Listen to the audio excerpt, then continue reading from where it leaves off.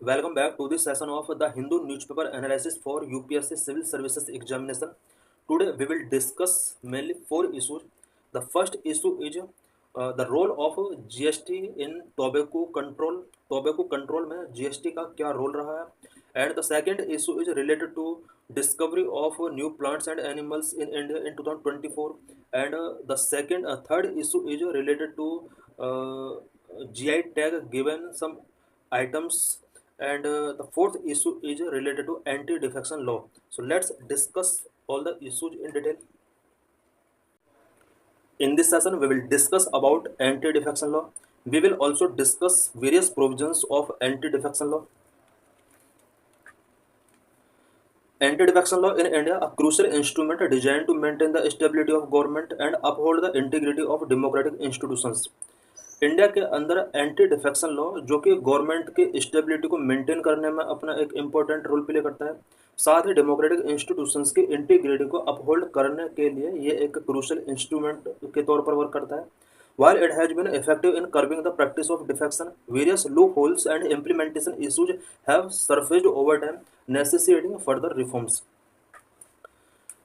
Defection से related practice को curbing करने में एंटी डिफेक्शन लॉ का बहुत बड़ा रोल रहा है, बट इसके इम्प्लीमेंटेशन से रिलेटेड कुछ अभी भी इश्यूज हैं जिनको सॉल्व करना बहुत ही इम्पोर्टेंट है. साथ ही इसके अंदर कुछ लूप होल्स हैं, उन लूप होल्स को क्लोज करना बहुत ही ज़रूरी है और कुछ रिफॉर्म्स की इस एक्ट के अंदर ज़रूरत है. What is anti defection law? Anti defection law क्या होता है? इससे पहले हमें डिफेक्शन समझना पड़ेगा कि डिफेक्शन क्या होता है. Defection means switching political party. कोई पॉलिटिकल लीडर अगर पॉलिटिकल पार्टी को स्विचिंग करता है, चेंज करता है, this is known as defection. Where a member of a political party leave the party and join another party और बिकम्स इंडिपेंडेंट. कोई एक पॉलिटिकल पार्टी का लीडर अगर अपनी पॉलिटिकल पार्टी को लेफ्ट कर देता है और दूसरी पॉलिटिकल पार्टी को ज्वाइन कर लेता है या इंडिपेंडेंट लीडर बन जाता है, इस प्रोसेस को डिफेक्शन कहा जाता है. Anti-defection law aim to prevent or discourage defection by imposing penalties on politicians who switch parties or violate party discipline.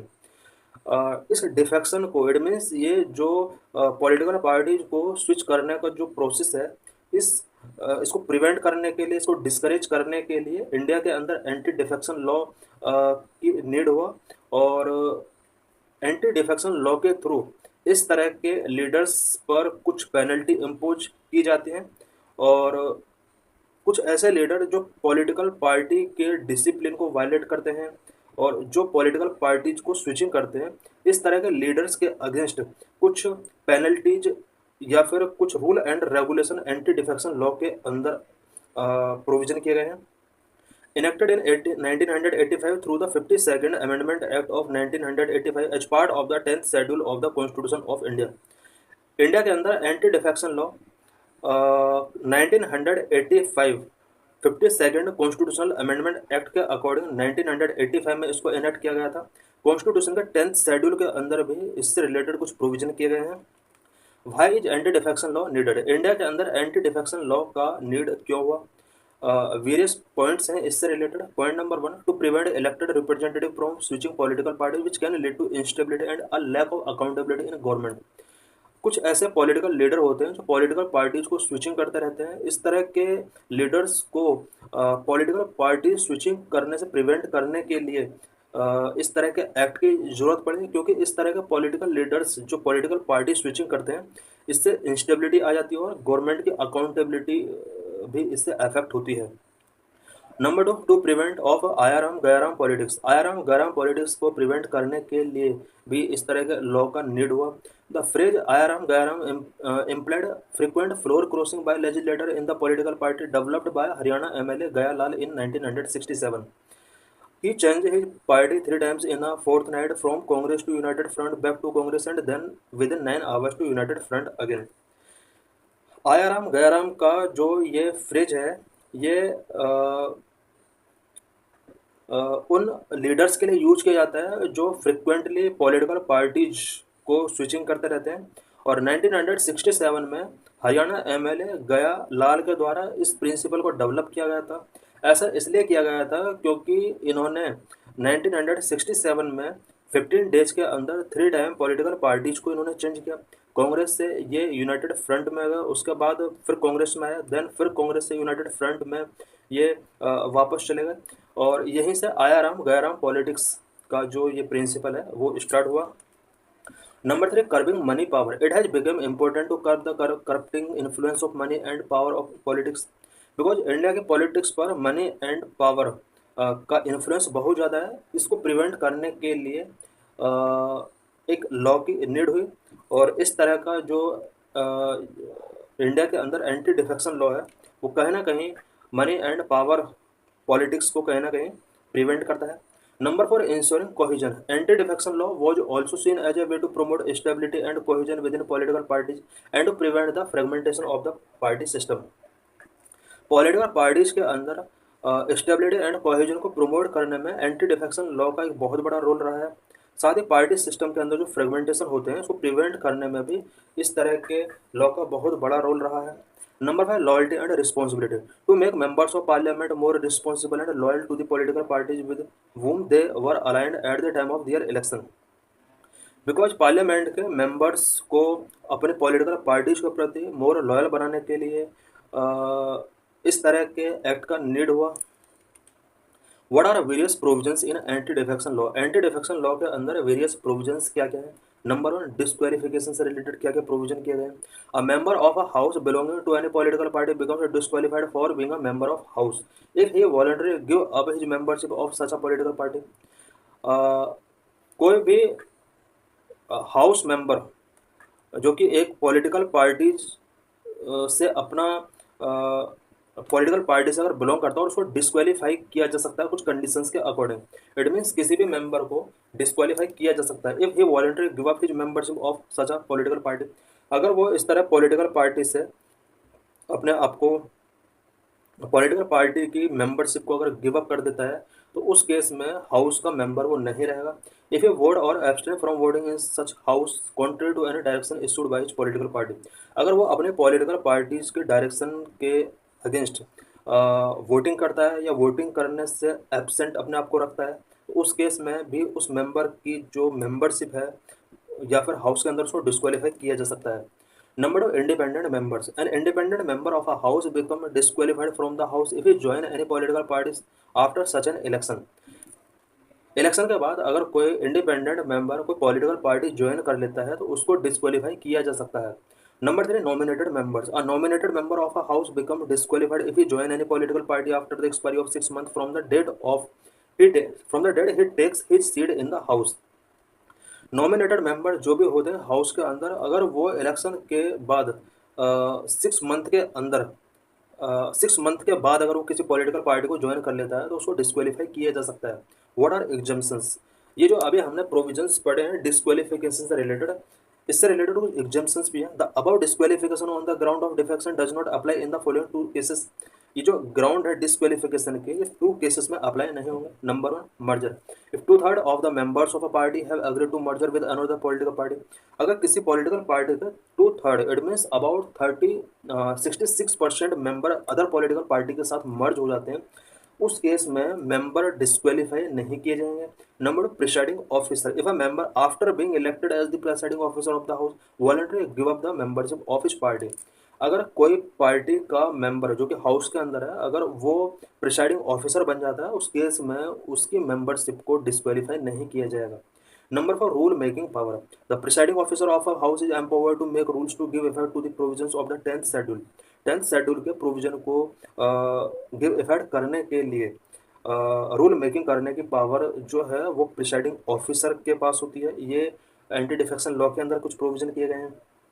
Presiding officer can take up defection case when he receive a complaint from a member of the house. House के member से complaint मिलने के बाद presiding officer चाहे तो defection cases को deal कर सकता है। Number 5, deciding authority. The chairman of the legislative council or speaker of the house has the authority to decide on questions related to defection and his or her decision is final and cannot be challenged in any court. Legislative council का chairman या फिर लोकसभा के speaker का जो भी decision होता है specially defection से रिलेटेड क्वेश्चंस को डिसाइड करने की अथॉरिटी इन्हीं के पास होती है, और इनका जो भी फाइनल डिसीजन होता है वो फाइनल डिसीजन होता है, और कोर्ट के बिफोर इसको चैलेंज नहीं किया जा सकता।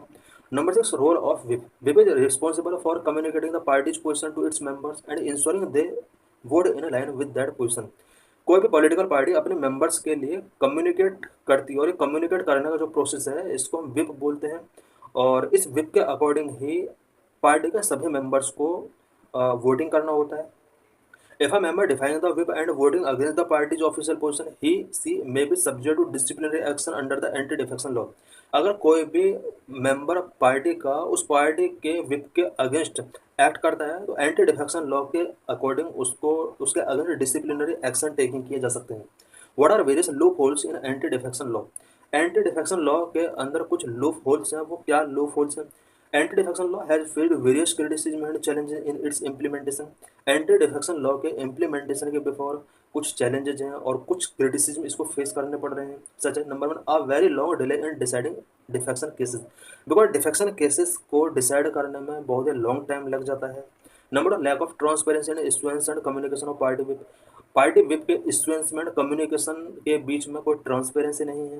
Number 3, court have been reluctant to intervene in defection cases. Defection cases में कोर्ट इजीली तरीके से इंटरवीन नहीं करती है। Number 1, a very long delay in deciding defection cases. Speaker have taken several months or even years to take a decision. Defection से related cases को deal करने के लिए स्पीकर सेवरल मंथ्स और इवन ईयर्स तक टेकिंग करते हैं। This delay allow defectors to continue holding their positions thereby subverting the purpose of the law. इस डिले के ड्यूरिंग, इट मीन्स ये जो डिले होता है इस टाइम पीरियड के ड्यूरिंग जो डिफेक्टर्स होता है वो अपनी पोजीशन कंटिन्यू हाउस के अंदर होल्ड करके रखता है। इससे लॉ का जो पर्पज है वो सबवर्ट होता है।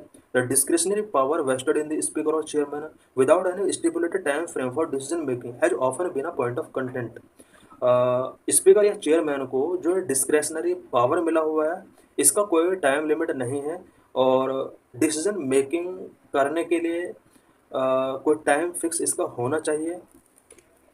Number 2, lack of transparency in issuance and communication of party whip. Whip are essential instrument used by political parties to ensure discipline among their members, especially on crucial votes. अब whip जो होता है वो किसी भी political party के अंदर discipline ensure करने का एक असेंशियल इंस्ट्रूमेंट हो सकता है। बिकॉज कई बार पॉलिटिकल पार्टीज को अपने मेंबर को कलेक्ट करना और क्रूशियल वोट में पार्टिसिपेट कराने के लिए इन्हें कुछ नोटिस रिलीज करने होते हैं विप के through. When members are not adequately informed about the party's stance, this can lead to dispute, making it difficult to determine the legitimacy of defection cases. Number 3, court have been reluctant to intervene in defection cases. Defection cases में court easily तरीके से intervene नहीं करना चाहती है। While the decisions of the speaker or chairman are subject to judicial review, the court have generally been reluctant to intervene in the defection cases, citing the need to respect the autonomy of the legislature.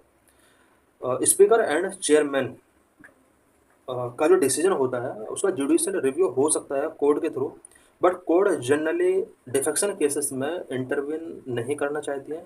उनका कहना होता है कि legislature की autonomy होती है, उसका respect करना चाहिए। This has limited the scope of addressing potential abuse of power और इंश्योरिंग टाइमली रेजोल्यूशन।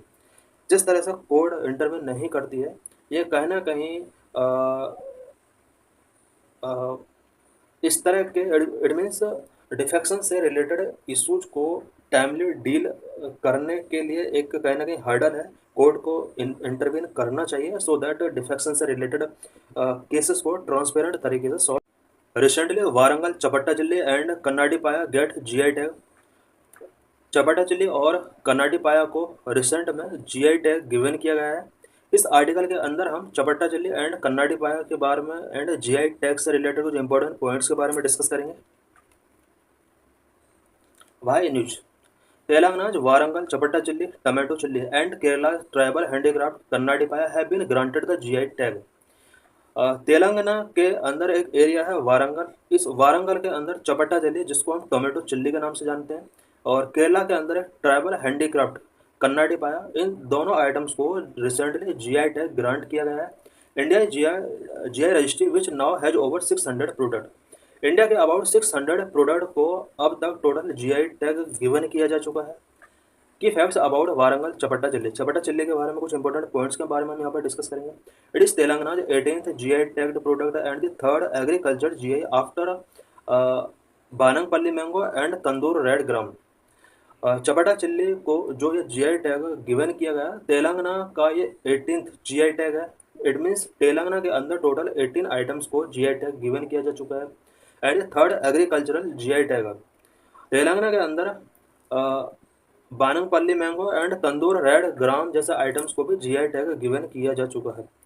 चपटा चिल्ली हम देख सकते हैं, पिक्चर इसका गिवन है। It is known for its bright red colour and round tomato like shape. इसका जो कलर है ब्राइट रेड कलर है and round tomato like shape इसका होता है।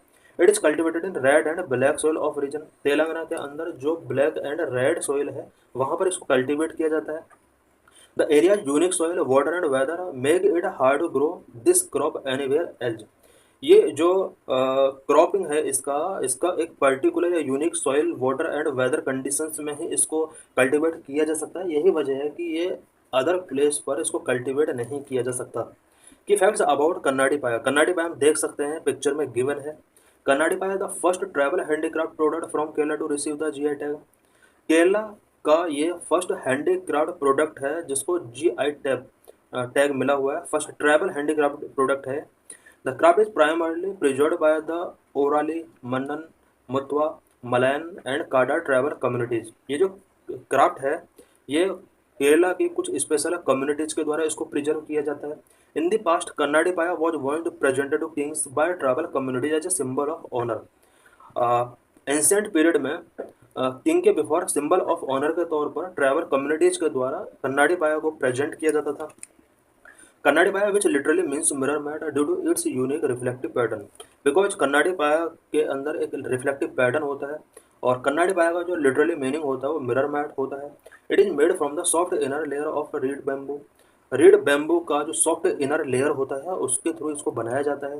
The mat is known for its unique properties like providing cooling effect in summer and warm during the winter. इसके अंदर कुछ यूनिक प्रॉपर्टीज होती हैं, सच एज समर के अंदर ये कूलिंग इफेक्ट गिविंग करता है एंड विंटर के ड्यूरिंग ये वार्म इफेक्ट प्रोवाइड कराता है।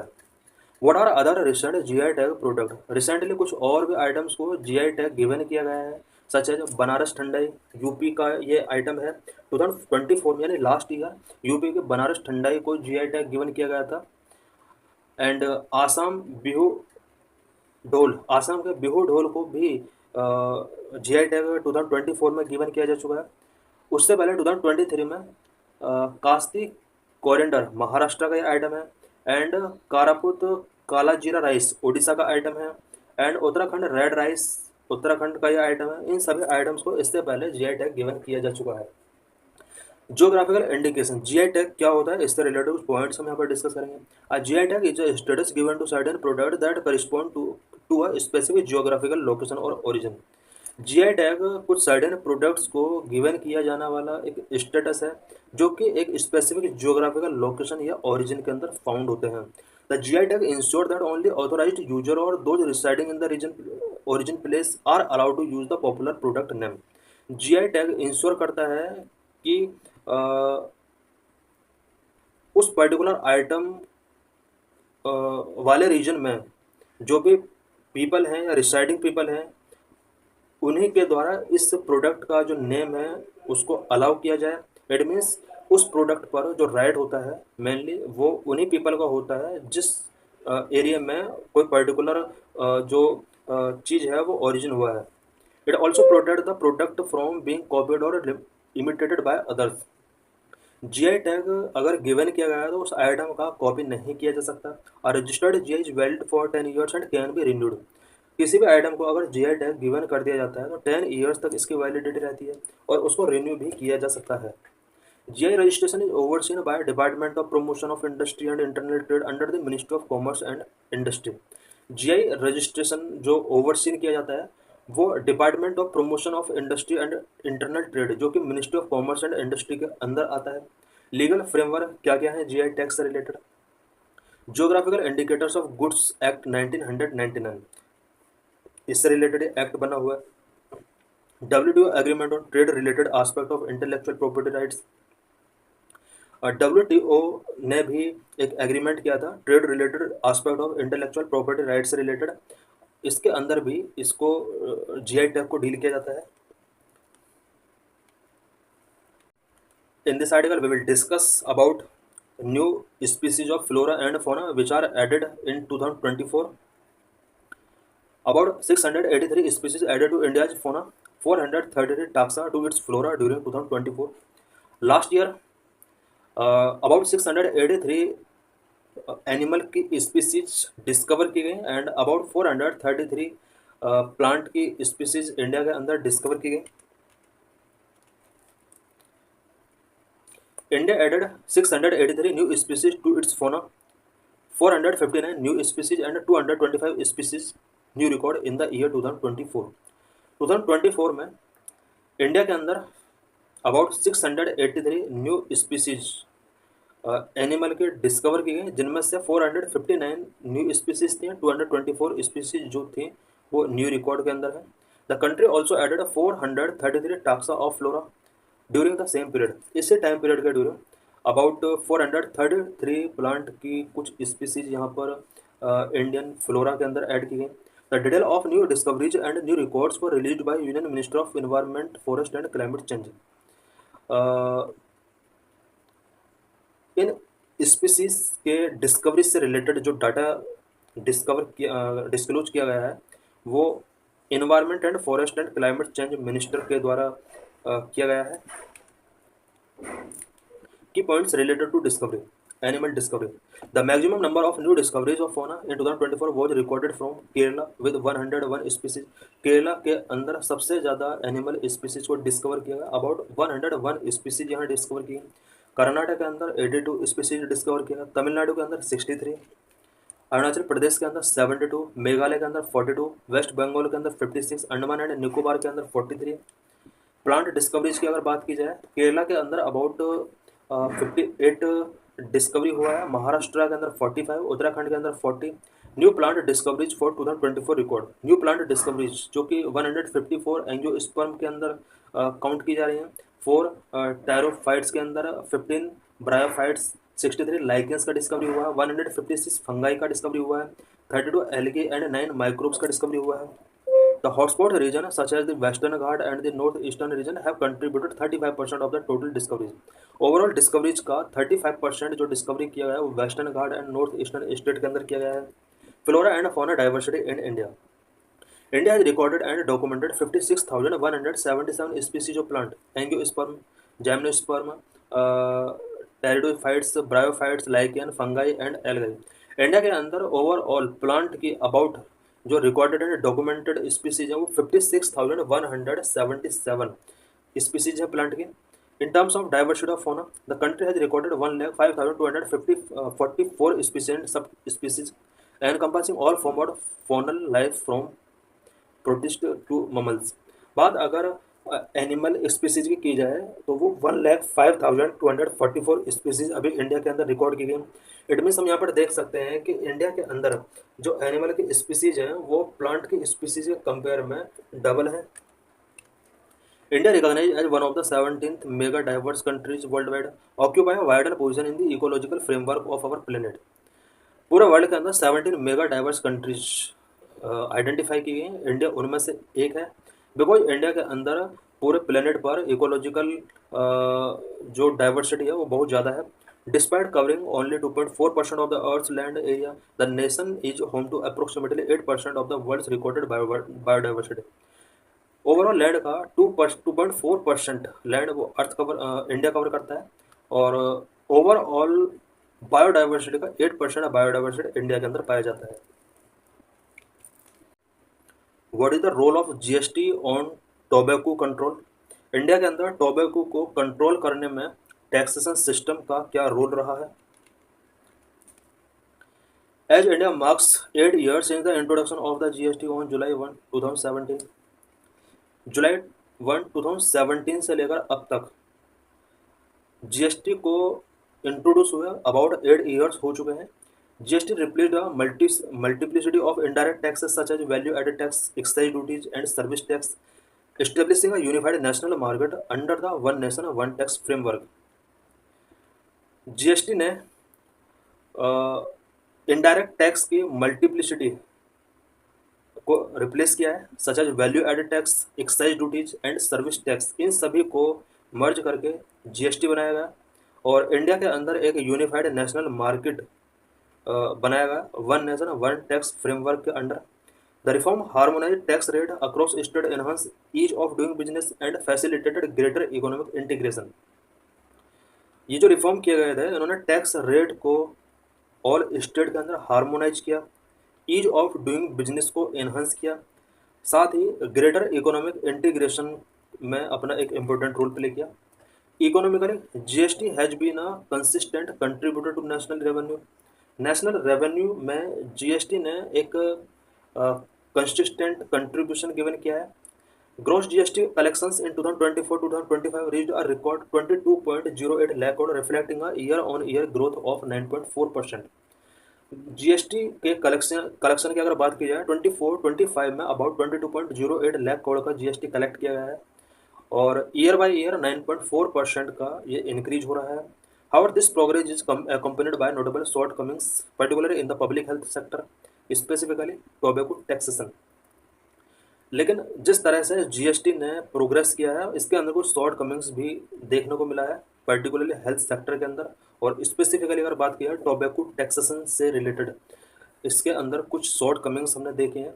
और तब टोबैको टैक्सेशन उतना नहीं ये लगा पाया जितना होना चाहिए था। टोबैको कंजप्शन कम होना चाहिए था इंडिया के अंदर। स्टेटस ऑफ टोबैको यूज का स्टेटस क्या है? Tobacco use continue to pose severe public health threat in India. India के अंदर टोबैको ने हमेशा severe public health threat create किया है। Tobacco causing over 3,500 death daily, 12,77,500 yearly and incurring an economic burden of rupees 2,340 billion annually. Tobacco की वजह से per day 3,500 death India के अंदर होती हैं। बात अगर ईयरली डेथ की जाए तो 12,000 13,000 के आसपास पर ईयर इंडिया के अंदर डेथ होती हैं। एनुअली रुपीज 2,340 बिलियन का बर्डन इंडियन इकोनॉमी पर पड़ता है। इट मीन्स जीडीपी का अबाउट 1.4% तक ईयरली बर्डन टोबैको कंजप्शन की वजह से पड़ता है। Rupees 551 billion GST revenue generated from tobacco annually on average in the past 5 years. Past 5 years की अगर बात की जाए, annually average rupees 551 billion tobacco से जीएसटी कलेक्ट किया गया है। बट जीएसटी ने टोबैको कंजप्शन को जो रेट है उसको ये डिक्रीज नहीं कर पाया। India remains the second largest consumer of tobacco below after the China, with 28.6% of adult and 8.5% of students between the age of 13 to 15 years using tobacco in some form। India tobacco consumption के reference में China के बाद globally second number पर है। India के 28.6% adult tobacco consume करते हैं, वहीं 13 टू 15 ईयर के 8.5% स्टूडेंट टोबैको कंज्यूम करते हैं। Role of GST taxation on tobacco use. GST taxation का टोबैको यूज पर क्या रोल है? Taxation is globally recognise as one of the most effective instrument to reduce tobacco use. Tobacco use को reduce करने के लिए टैक्सेशन को most effective instrument के तौर पर जाना जाता है। Yet since the introduction of GST there have been no significant tax increase on tobacco product. GST आने के बाद टोबैको प्रोडक्ट पर कोई टैक्स इंक्रीज नहीं किया गया है। In pre GST period, due to regular increase in excise and VAT contributed to 17% decline in tobacco use prevalence.